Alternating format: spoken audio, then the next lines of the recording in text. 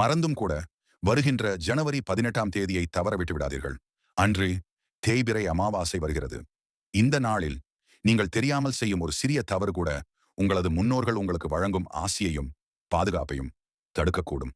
தமிழ் கடவுள் முருகனை பிடிக்கும் என்றால் இந்த பதிவை லைக் செய்து ஓம் முருகா என்று கமெண்ட் செய்து நமது பக்தி ஷோன் தமிழ் சேனலை சப்ஸ்கிரைப் செய்து கொள்ளுங்கள். இன்று இறந்து போன தாத்தா, பாட்டி, பெற்றோர் போன்ற முன்னோர்களின் வழிபாட்டிற்கு மிகவும் உகந்த நாள். இந்த நாளில் அவர்கள் புதைக்கப்பட்ட இடத்திற்கு சென்று அவர்களுக்கு பிடித்த உணவுகளை வைத்து மனம் உருகி வழிபடுங்கள். அதன் பிறகு உங்கள் வீட்டிற்கு வந்து அவர்களின் புகைப்படத்திற்கு முன்னால் படையல் வைத்து வழிபாடு செய்யுங்கள்.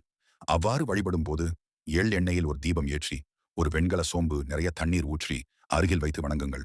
மறுநாள் விடியற் காலையில் அந்த சோம்பை பார்க்கும்போது அதில் நீர் குறைந்திருந்தால் உங்களது முன்னோர்கள் உங்கள் வீட்டில் இருக்கிறார்கள், உங்களை காத்து ஆசி வழங்குகிறார்கள் என்பதற்கான அடையாளம் அது. உங்களுக்கு இது போன்ற அரிய ஆன்மீக தகவல்களுக்கு பக்தி ஷோன் தமிழ் உங்கள் ஆன்மீக துணை. ஓம் முருகா.